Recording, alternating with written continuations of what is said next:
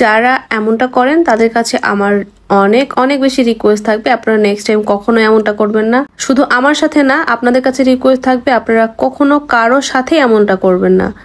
আর আমার সাথে তো নাই, কারণ আমি এতটাও ভালো মানুষ না, আমার ধৈর্য কিন্তু খুবই কম, এত বেশি ধৈর্যশীল আমি না। আর যারা আমার সাথে এমনটা করছেন রেগুলার, তারা নেক্সট টাইম থেকে যখন অর্ডার করবেন আমার কাছে কেক, তখন অবশ্যই ফুল পেমেন্ট অ্যাডভান্স করে তারপর আপনাদের অর্ডার কনফার্ম করে নেওয়া হবে। তা না হলে আপনাদের অর্ডার আর নেওয়া হবে না নেক্সট টাইম থেকে। হ্যালো এভরিওয়ান, আসসালামু আলাইকুম, welcome to our new video.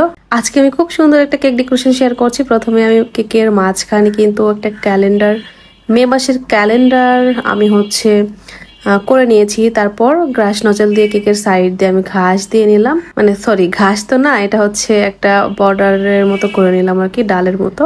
তারপর আমি এখানে রোজ নজেল, যেটা আমার রোজ নজেলের নাম্বার নেই, নাম্বারবিহীন একটা রোজ নজেল, তবে 1 to 4 নাম্বার যে রোজ নজেল সেটা দিয়েও কিন্তু এরকম চেরি ফ্লাওয়ার করা যাবে। তো সেই নজেল দিয়ে হোয়াইট এবং পিঙ্ক কম্বিনেশনে অনেকগুলো এভাবে আমি ফুল দিয়ে নিচ্ছি।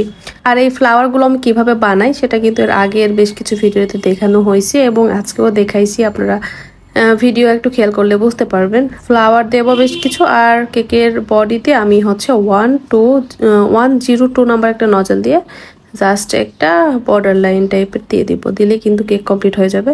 তো যেটা বলছিলাম আর কি, বেশ কয়েকদিন থেকে, মানে পরপর বেশ কয়েকটা ক্লায়েন্ট পাইছি আমি এরকম, যে কেক অর্ডার করেন, মানে বিশেষ করে নতুন ক্লায়েন্টরা এই প্রবলেম বেশি করছেন আমার সাথে। কেক অর্ডার করেন, তারপর ডেলিভারি টাইমে, আমরা কিন্তু ডেলিভারি টাইমে কল করে তারপর ডেলিভারির জন্য রওনা করা হয়। মানে ডেলিভারি যখন টাইম হয় ঠিক তখন আগে কল করে জানিয়ে দেওয়া হয় আপনার লোকেশন, আপনার কেক ছিল, আপনার কোন লোকেশন, তারপর আপনার বিল কত, সব কিছু জানিয়ে দিয়ে তারপর রওনা করা হয়। বাট রিসেন্টলি বেশ কিছু প্রবলেম ফেস করা হয়েছে। সেগুলো হলো, আপনাদেরকে এতবার করে ফোন করা হয় ডেলিভারির আগে, ফোন করে ডিটেলস কিন্তু বলে দেওয়া হয় এবং মেসেজে আপনাদের ডিউ কত সব কিছু বলে দেওয়া হয়। বাট ডেলিভারি টাইমে কেক রিসিভ করার পর আপনারা যে ডেলিভারি করতে যাই তাকে আপনারা বাইরে দাঁড় করায় রাখেন এবং মিনিটের পর মিনিট পার হয়ে যায়। রিসেন্টলি একজন তো প্রায় 40 মিনিটের মতো দাঁড়ায় রাখছে,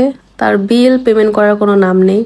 বিকাশ থেকে পেমেন্ট করবে, ব্যাংক থেকে পেমেন্ট করবে, এরকম করে করে প্রায় 40 মিনিট দাঁড় করায় রাখছেন, এবং এমন টাইমে যেটা মাগরিবের নামাজের টাইমে। তো আপনাদের বলছি, আপনাদেরকে তো বিলটা আগে জানিয়ে দেওয়া হয়েছে তাই না, তারপরেও কেন এভাবে আপনারা দাঁড়ায় রাখেন? সময়ের কি মূল্য দিতে পারেন না আপনারা? আপনাদের হয়তোবা সময়ের দাম নেই, কিন্তু অন্য মানুষদের কিন্তু সময়ের দাম আছে, বিশেষ করে আমার সময়ের দাম আছে। সো আপনাদেরকে যেহেতু বিল আগে থেকেই জানিয়ে দেওয়া হয়, আপনারা কেন পেমেন্টটা রেডি করে রাখেন না? ডেলিভারি টাইমে যায় কেন এরকম হয়রানি করেন মানুষকে? তো যারা রিসেন্টলি এইরকমের হয়রানি করেছেন আমাদেরকে, তাদেরকে বলছি নেক্সট টাইম আমার কাছে অর্ডার করতে হলে অবশ্যই ফুল পেমেন্টটা অ্যাডভান্স করে তারপর অর্ডার কনফার্ম করবেন। তাছাড়া আপনাদের অর্ডার আমার পক্ষে না পসিবল না। এবং এটা শুধু আমার সাথে না, আপনাদের কাছে রিকোয়েস্ট থাকবে, আপনারা অনলাইনে যেই জিনিসটাই অর্ডার করেন না কেন, আপনাদের পেমেন্ট যেটা বা আপনাদের বিল যেটা, সেটা আগে রেডি করে রেখে তারপর অর্ডার করবেন। ডেলিভারি টাইমে যায় আপনার কাছে ক্যাশ নেই, বিকাশে টাকা নেই, ব্যাংক থেকে নিয়ে এসে দিচ্ছি, এই টাইপের অজুহাত চলবে না। হ্যাঁ, বিশেষ করে আমার সাথে চলবে না। আপনার কাছে যখন ক্যাশ থাকবেই না বা বিকাশে টাকা থাকবেই না, তাহলে তো সেই জিনিসটা অর্ডার করার প্রয়োজন নেই।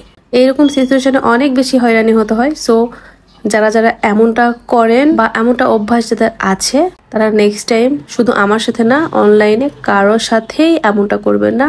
আমি হাত জোর করে আপনাদের কাছে অনুরোধ করছি। তো যাই হোক, অনেক বেশি কয়েকদিন থেকে হয়রানি হচ্ছিলাম, সেজন্য আগে ভিডিওটি করলাম।